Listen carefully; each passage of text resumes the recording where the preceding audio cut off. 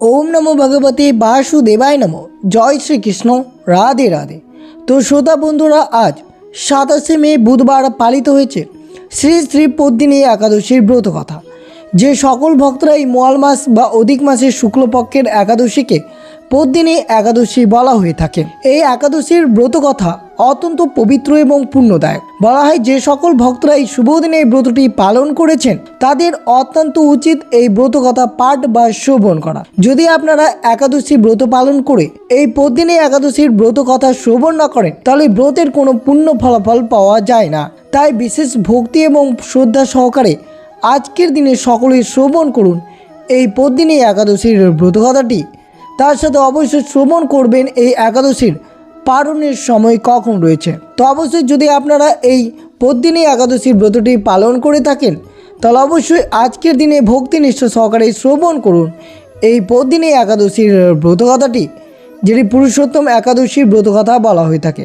তো অবশ্যই ভিডিওটি আপনারা শুরু থেকে শেষ পর্যন্ত ভক্তি সহকারে শ্রবণ করবেন। আর চ্যানেলে নতুন হয়ে থাকলে দয়া করে চ্যানেলটিকে সাবস্ক্রাইব করবেন, লাইক করবেন, কমেন্টে ভক্তি ভালোবাসা শ্রদ্ধা দিয়ে জয় শ্রীকৃষ্ণের জয় লিখে দিতে ভুলবেন না এই শুভ দিনটিতে। এবং চ্যানেলে নতুন হয়ে থাকলেই দয়া করে চ্যানেলটিকে সাবস্ক্রাইব করে দিতে ভুলবেন না। তো অবশ্যই আপনারা ভক্তি সহকারে শ্রবণ করুন শ্রী শ্রী পদ্মিনী একাদশীর ব্রত কথাটি।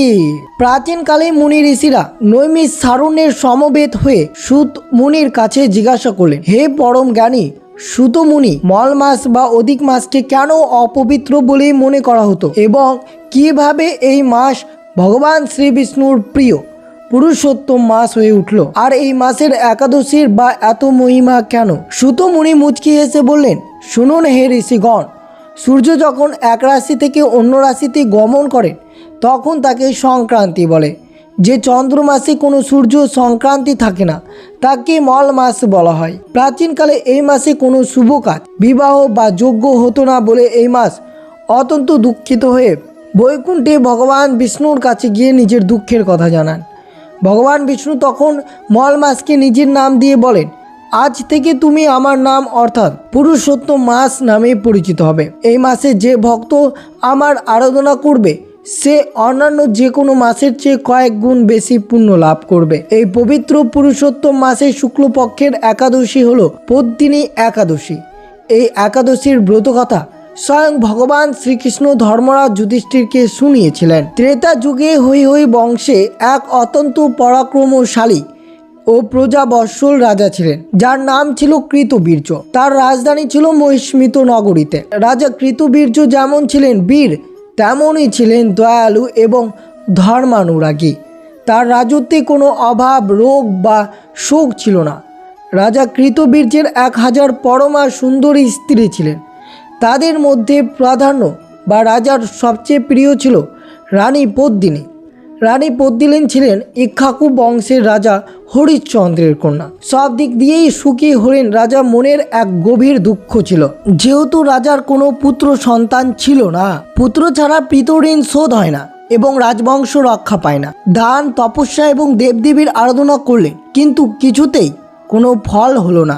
অবশেষে রাজা ঠিক করলেন যে তিনি রাজপ্রাসাদের সুখ স্বাচ্ছন্দ্য ত্যাগ করে গহন বনে গিয়ে কঠোর তপস্যা করবেন। তিনি তার রাজার দায়িত্ব বিশ্বস্ত মন্ত্রীদের হাতে তুলে দিয়ে তপস্যার উদ্দেশ্যে যাত্রা করলেন। স্বামী অনুগামিনী সতী রানী পদ্মিনী রাজবেশ ত্যাগ করে বঙ্কল পরিধান করে স্বামীর সঙ্গে গন্ধমাদন পর্বতের উদ্দেশ্যে যাত্রা করলেন। গন্ধমাদন পর্বতে পৌঁছে রাজা কৃতবীর্য এক পবিত্র স্থানে আসন গ্রহণ করে ভগবান শ্রী বিষ্ণুর ধ্যানে মগ্ন হলেন। রানী পদ্মিনী তার স্বামীর সেবায় নিজেকে সমর্পণ করলেন। গ্রীষ্মের প্রখর রোদ, বর্ষার প্রবল বৃষ্টি কিংবা শীতের হাড় কাঁপানো ঠান্ডা কোনো কিছুতেই রাজার ধ্যান ভাঙতে পারল না। এইভাবে কেটে গেল 10,000 বছর। দীর্ঘ তপস্যার ফলে রাজার শরীরে জরাজীর্ণ হয়ে গেল। তার দেহ শুধু অস্থি ও চর্ম অবশিষ্ট রইল। এই অবস্থা দেখে রানী পদ্মিনীর হৃদয় কান্নায় ভেঙে পড়ল। তিনি বুঝতে পারলেন না কিভাবে তার স্বামীর এই তপস্যা পূর্ণ হবে এবং কিভাবে তারা ভগবানের কৃপা লাভ করবেন। একদিন রানী পদ্মিনী অত্যন্ত ব্যাকুল হয়ে সে বনভূমিতে ঘুরতে ঘুরতে মহিষী অতির আশ্রমে এসে উপস্থিত হলেন। সেখানে তিনি মহিষীর পত্নী পরম সতী দেবী অনুসূয়াকে দেখতে পেলেন। দেবী অনুসূয়ার মুখমণ্ডল থেকে এক স্বর্গীয় জ্যোতি বিচ্ছুরিত হচ্ছিল। রানী পদ্মিনী দেবী অনুসূয়ার পায়ে লুটিয়ে পড়ে কাঁদতে কাঁদতে বললেন, হে মাতা, আমার স্বামী 10,000 বছর ধরে কঠোর তপস্যা করছেন। তার শরীর একবারে ছিন্ন হয়ে গেছে, কিন্তু তবুও ভগবান প্রসন্ন হননি। আমাদের কোনো পুত্র সন্তান নেই। এই দুঃখে তিনি জীবন বিসর্জন দিতে বসেছেন। হে দেবী, আপনি কৃপা করে আমাকে এমন কোনো ব্রত বা উপায়ের কথা বলে দিন, যা পালন করলে ভগবান শ্রীহরি প্রসন্ন হবেন এবং আমার স্বামী এক গুণবান পুত্র লাভ করবেন। রানীর কাতর প্রার্থনা শুনে সতী অনুসূয়ার হৃদয়ে করুণার ভরে উঠল। তিনি স্নেহ ভরে রানীকে তুলে ধরে বললেন, হে প্রতিব্রতা রানী, তুমি শান্তি হও। ভগবান শ্রীহরির অত্যন্ত দয়াময়। 32 মাস অন্তর একটি পবিত্র মাস আসে, যা পুরুষোত্তম মাস বা অধিক মাস নামে পরিচিত। এই মাসে শুক্লপক্ষের যে একাদশী তিথি আসে তার নাম পদ্মিনী একাদশী। তুমি যদি চাও সঠিক নিয়ম ও ভক্তি সহকারে এই একাদশী ব্রত পালন করো, তবে ভগবান নিশ্চয়ই তোমাদের ওপর কৃপা করবেন। দেবী অনুসূয়া রানী পদ্মিনীকে ব্রতের সম্পূর্ণ নিয়ম বুঝিয়ে দিলেন, যে দশমীর দিন থেকে শুরু হবে এবং এই দিন ব্রতীকে একবেলা নিরামিষ সাত্ত্বিক আহার গ্রহণ করতে হবে। কাঁসা বা তামা বা পেতলের পাত্রে খাওয়া বারণ এবং মাটিতে শয়ন করতে হবে।